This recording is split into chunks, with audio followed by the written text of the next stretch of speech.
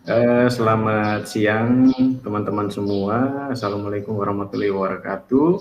Waalaikumsalam Tetap semangat ya di pelatihan kita pada hari yang kesekian ini. Pertama-tama kita patut naikkan puji dan syukur kepada Tuhan Yang Maha Esa atas berkat dan perlindungannya kita masih boleh diberikan kekuatan dan kesehatan hingga saat ini dan mengikuti kegiatan pelatihan pada saat ini. Baik, mungkin pada hari ini kita akan masuk dalam materi yaitu asesmen. Kenapa asesmen itu penting? Saya rasa karena asesmen itu merupakan suatu langkah untuk mengevaluasi bagaimana suatu sistem atau suatu kurikulum itu dijalankan.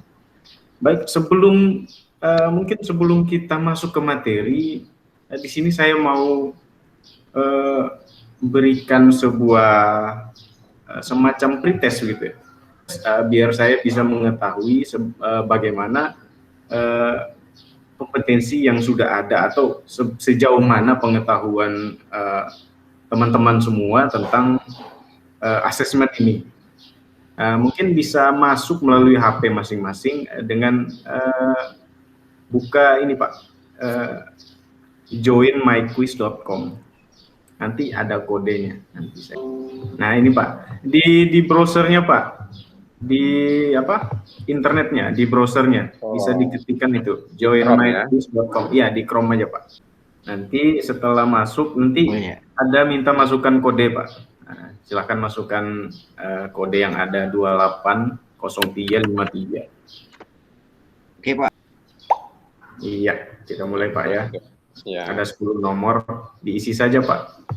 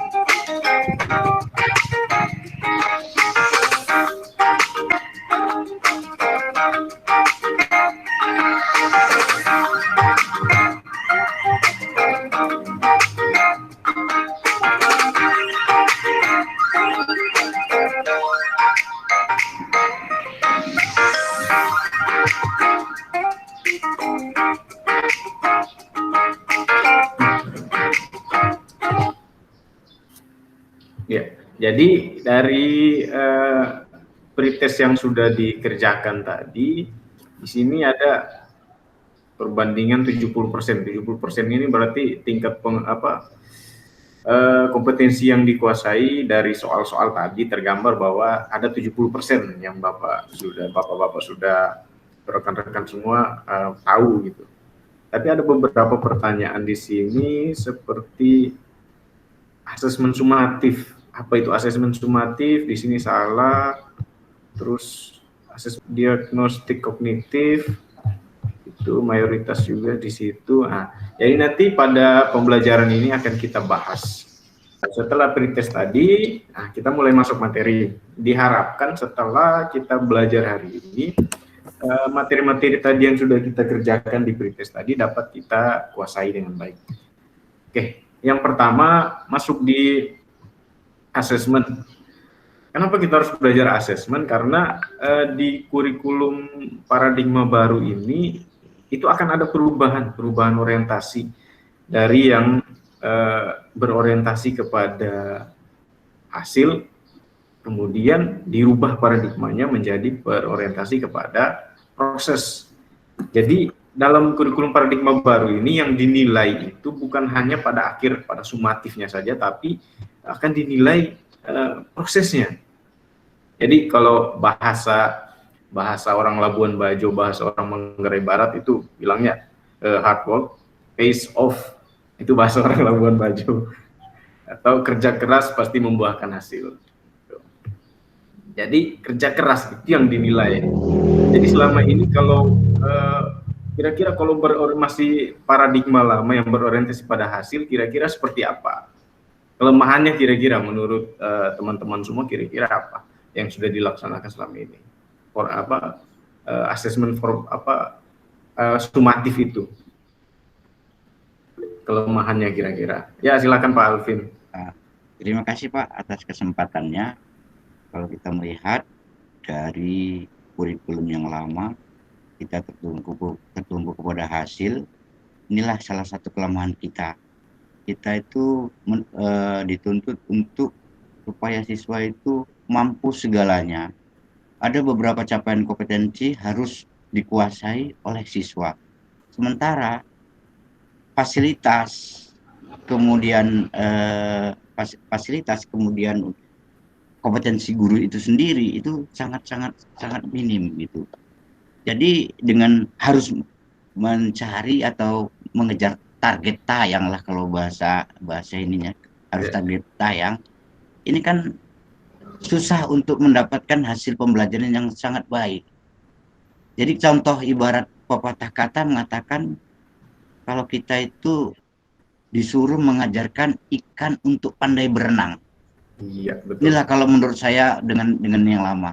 Mungkin dengan adanya perubahan asesmen untuk paradigma baru, kita sudah bisa belajar dari kelemahan-kelemahan yang lalu, kita bisa menutupi kekurangannya, dan inilah nantinya yang kira-kira bisa kita laksanakan. Terima kasih Pak Feki. Nah, baik sekali, terima kasih Pak Alvin. Jadi betul ya, di paradigma baru ini itu tadi yang ditekankan itu pada proses. Jadi pada proses itu seperti yang Pak Alvin bilang tadi, ada kelemahan di situ, kita bisa analisis. Nah, kira-kira kelemahan itu kita atasi dengan apa? Gitu. Jadi tidak lagi misalnya satu kelas yang beragam jenisnya, jadi tidak lagi seperti tadi dibilang misalnya ikan diajar untuk manjat pohon. Itu. Jadi bisa diidentifikasi per individu, yaitu bagaimana pembelajaran merdeka itu tadi. Jadi siswa dicari tahu dulu latar belakangnya seperti apa melalui proses asesmen itu, asesmen yang berorientasi pada proses. Kita lanjut Pak ya. Oke Pak. Lanjut, setelah kita ada pemikiran dulu untuk merubah paradigma ini. Jadi paradigma dari orientasi pada hasil berubah menjadi paradigma berorientasi asesmen berorientasi pada proses.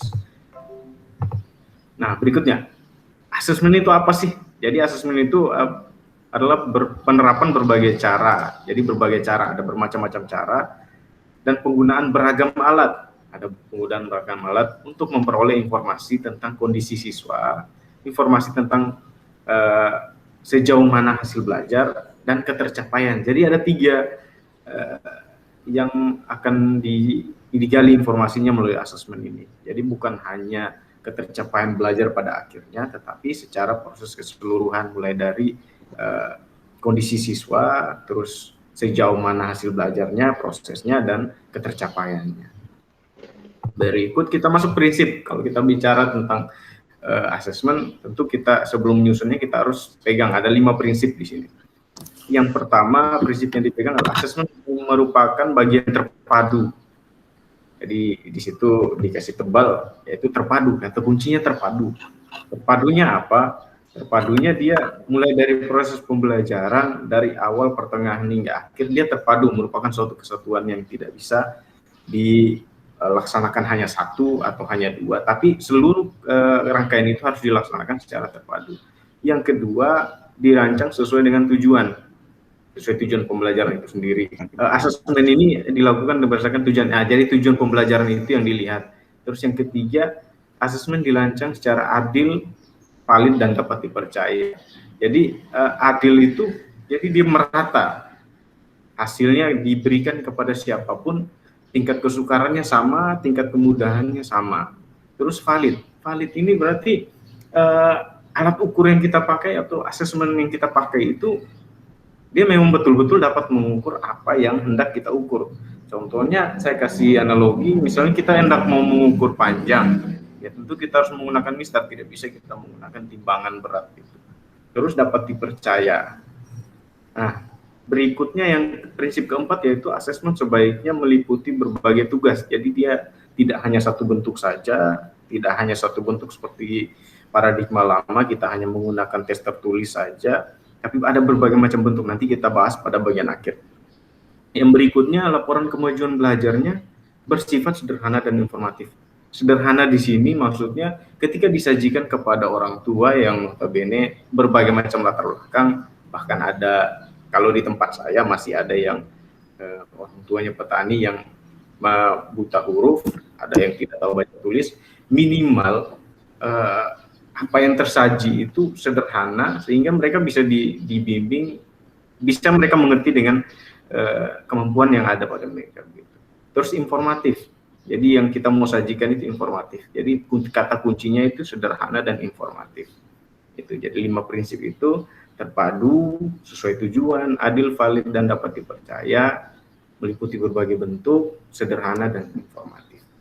Nah, berikut jenis-jenis asesmen.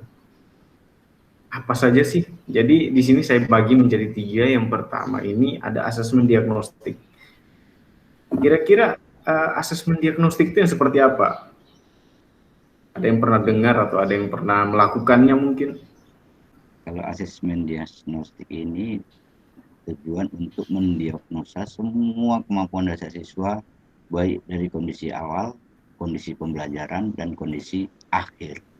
Jadi dengan kata lain, asesmen diagnostik ini proses asesmen dari awal sampai akhir daripada sebuah asesmen pembelajaran. Makasih, Pak. Iya, makasih Pak Alvin.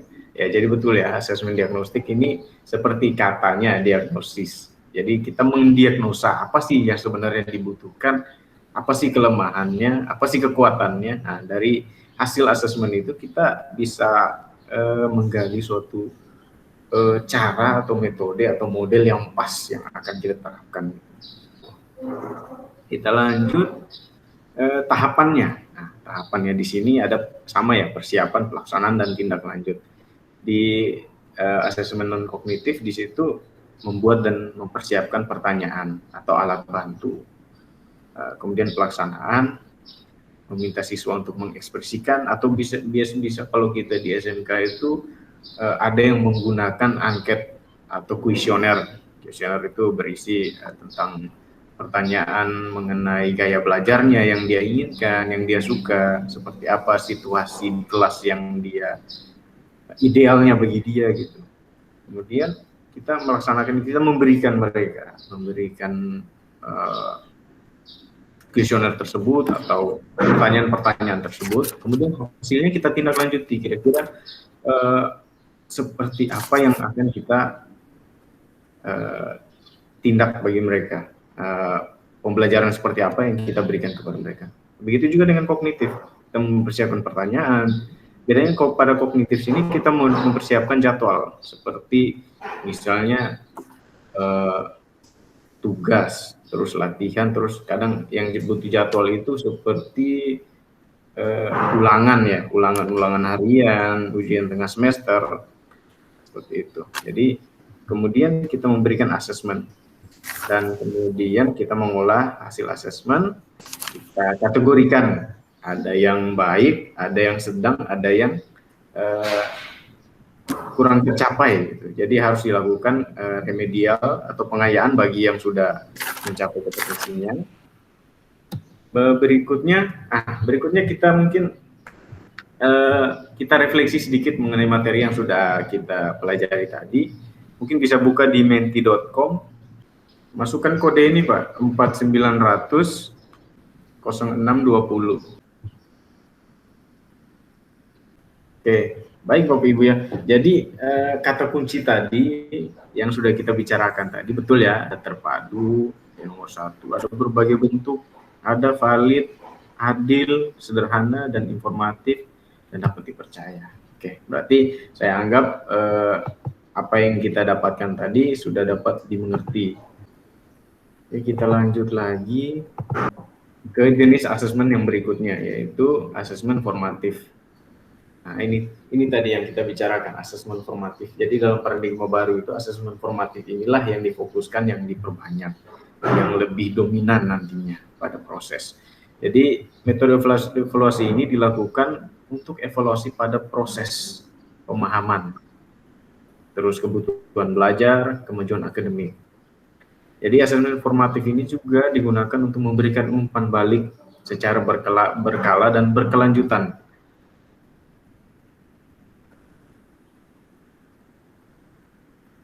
Nah, bagi guru dan sekolah, perannya sebagai asesmen formatif ini berfungsi memberikan informasi mengenai tantangan apa saja. Jadi melalui asesmen formatif ini, kita mendapat informasi kira-kira tantangan, kelemahannya di mana saja. Nah, disitulah kita bisa membenahi seperti apa keberlanjutan ke depannya. Jadi kalau tanpa asesmen formatif ini, bisa saja pada asesmen sumatif itu kita hanya, kalau masalahnya sekarang ini, apalagi pada pembelajaran masa pandemi ini ya, kebanyakan guru ya dongkrak nilai tanpa melihat prosesnya. Prosesnya kan tentu saja kita belajar dari rumah, ya pasti nilainya tidak sebagus bagaimana kelas klasikal gitu. Oke, kita lanjut lagi ke asesmen sumatif. Nah, asesmen sumatif ini tetap akan dilaksanakan. Nah, dia letaknya ada di akhir pembelajaran. Nah, paradigma seperti apa yang kita mau bangun ke peserta didik? Jadi, kita bangun paradigma bahwa ujian di akhir semester atau ujian pada akhir pembelajaran itu bukan menjadi suatu nilai penentu untuk keberhasilannya dia. Gitu. Jadi, selama ini kan siswa peserta didik berpikir bahwa saya harus belajar ketika mau ujian terakhir gitu. Tapi kan nilainya tetap kita ambil dari nilai proses. Jadi paradigma itu yang harus kita bangun. Nah, berikut peran asesmen bagi guru dan peserta didik. Bagi guru untuk mengawasi pembelajaran, memastikan perkembangan murid, mengecek pemahaman murid. Nah, di sini peran formatifnya. Terus peserta didik mengevaluasi pembelajaran sendiri, membangun pengetahuan, mengidentifikasi kekuatan dan kelemahan, dan meningkatkan kemampuan. Di sini asesmen sumatif, di sini bagi guru untuk mengukur apakah murid tersebut sudah memenuhi capaian pembelajaran. Terus untuk meningkatkan pengajaran dan pembelajaran selanjutnya, untuk di kelas selanjutnya. Bagi peserta didik untuk memahami performa di akhir unit. Jadi penilaian di akhir. Jadi gabungan dari peran kedua itu ya untuk merupakan nilai pembelajaran, jadi secara keseluruhan menjadi nilai hasil. Jadi tidak hanya nilai sumatif saja, tapi merupakan gabungan dari formatif dan sumatif. Nah, ini dia kondisi yang diharapkan pada paradigma baru. Jadi yang kondisi lama yang saat ini, assessment of learning, yaitu sumatifnya yang dominan, dia lebih berat. Kemudian pada paradigma baru itu lebih dititik beratkan kepada assessment for learning dan assessment as learning. Assessment for learning yaitu assessment untuk belajar, untuk pembelajaran, berarti sebelum mulai yaitu diagnostik tadi, dan kemudian assessment as learning sebagai pembelajaran yaitu assessment formatif yang pada saat proses pembelajaran. Nah, ini dia proporsinya seperti ini. Jadi formatifnya itu lebih besar, lebih banyak, dia berada di piramida bawah, lebih besar, sedangkan sumatifnya di puncak. Jadi memberikan proporsi banyak pada pelaksanaan asesmen formatif daripada menitik beratkan pada orientasi asesmen sumatif. Ini bentuk-bentuk asesmennya yang tidak tertulis itu seperti diskusi kelas, membuat produk, presentasi, drama, tes lisan. Jadi kita biasa di SMK itu biasanya produk ya Pak ya. Seperti kalau kita menggunakan project based learning, biasanya hasilnya adalah produk. Nah, itu adalah bentuk asesmen, contoh asesmen yang tidak tertulis. Nah, asesmen yang tertulis seperti apa ya? Seperti yang sudah kita ketahui, tentunya ada tes tulis pilihan tanda, pertanyaan, kemudian poster, esai, refleksi, jurnal. Refleksi seperti yang kita lakukan tadi, menggunakan Mentimeter tadi, kita mencari kata kunci kira-kira sejauh mana Bapak Ibu mendapat paham tentang materi yang sudah dijelaskan. Oke, saya pikir itu saja materi hari ini. Mungkin ada pertanyaan yang bisa kita diskusikan atau ada topik yang kita mau diskusikan, silakan Bapak Ibu. Ya, Pak Denny silakan. Yang saya akan tanyakan Pak, apakah bisa berjalan gitu untuk di masa pandemi ini untuk pelaksanaan asesmen di paradigma baru gini. Masalahnya kan untuk sekolah saya termasuk ya untuk pelaksanaan pembelajaran kan tidak tatap muka ya, tapi kebanyakan adalah sekarang online gitu ataupun luring di luar jaringan gitu. Tidak tatap muka gitu, online, daring. Bagaimanakah Pak untuk cara penilaian asesmen tersebutnya itu? Pertanyaan yang bagus Pak Denny. Jadi untuk seperti apa penilaian atau asesmen bentuknya pada saat pembelajaran pada masa pandemi ini? Ya mungkin bisa seperti yang saya contohkan pada pembelajaran kita kali ini. Mungkin ada kita menggunakan tadi saya menggunakan Menti, terus menggunakan Join My Quiz. Kita bisa berbagi gitu, bagi ke siswa, kita kasih linknya untuk mengisi soal, silahkan kita kasih waktu sekian mereka isi, terus mungkin kayak tadi ada refleksi, mereka waktu menggunakan Mentimeter untuk mengisi kata kunci apa saja yang kira-kira mereka tangkap dalam pembelajaran. Nah, contoh-contoh seperti itu, Pak Denny. Begitu Pak. Untuk tadi bagus Pak itu untuk protesnya itu pretestnya. Kalau tidak ada lagi, mungkin sekian saja materi kita hari ini. Tetap semangat, kita lanjutkan besok lagi untuk materi berikutnya. Jangan lupa ini ada post-test, mungkin nanti dibuka ketika ada waktu, silakan dibuka melalui Join My Quiz tadi dengan kode nanti saya kirimkan ya, kodenya nanti saya kirimkan, nanti Bapak Ibu silakan isi biar saya tahu bagaimana dari materi yang sudah ada kira-kira seperti apa ketercapaian tujuan. Oke, baik. Saya rasa sekian materi hari ini. Selamat siang. Assalamualaikum warahmatullahi wabarakatuh buat kita semua. Salam sejahtera, semoga sehat semua Pak ya. Izin pamit. Ya, Waalaikumsalam. Terima kasih Pak. Terima kasih Pak. Materi hari ini.